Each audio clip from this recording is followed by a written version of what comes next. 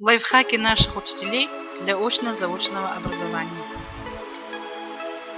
Программа Screenshotr бесплатная и легкая в использовании. Записывай видео с экрана в 2 клика. Использование графического планшета во время очных и заочных уроков. Это очень удобно.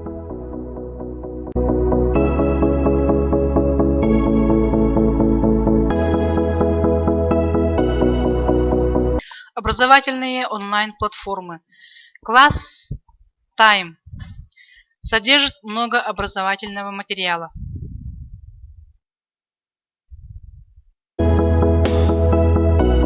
Вторая платформа SkySmart проста и удобна в использовании. На нем даже можно заработать деньги, приглашая своих коллег. Многие наши учителя воспользовались этим предложением, и деньги реально поступили на карту.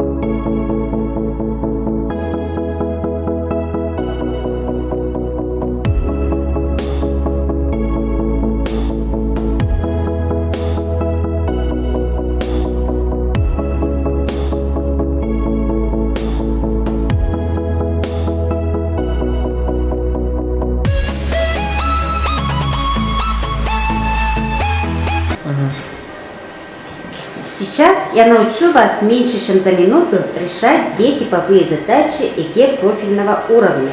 Итак, задача номер 1. Возьмем самую нелюбимую задачу из телеметрии, задачу на нахождение объема многогранника. Найдите объем многогранника, вершинами которого являются точки А, Б, С, Д1 прямоугольного параллелепипеда АБЦД А1, Б1, С1, Д1. У которого АБ равно 4, АД равно 3, А1 равно 4. Чтобы решить ее научно, нам надо знать вот такую формулу, прописать вот такое решение, и не факт, что придете к правильному ответу. Можно сделать намного проще. Берем 3 данных числа и делим просто на 6. И вуаля, правильный ответ у нас. Вторая задача. Текстовая задача. Задача, в которой допускают кучу ошибок. А все почему? Потому что она на проценты.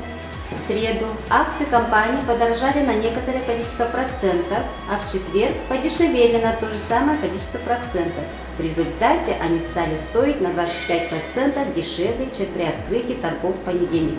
На сколько процентов подорожали акции компании в среду? Итак, если бы мы решали строго по научному, то мы бы составили вот такое громоздкое уравнение. И по дороге мы могли ошибиться 100 раз. И не факт, что мы придем к правильному решению. Итак, как же мы поступим здесь?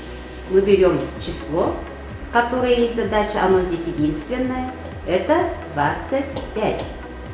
Извлекаем из него корень. И полученный результат умножаем на 10. Получаем 50. Ответ готов. Просто, быстро. Латинский и греческий языки относятся к древним языкам и продолжают развиваться в научной терминологии. Например, в переводе от древнегреческого «логос» – учение, наука.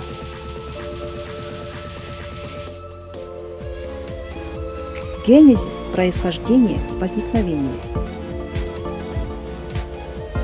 Цито – клетка. Лиз – разложение, расщепление.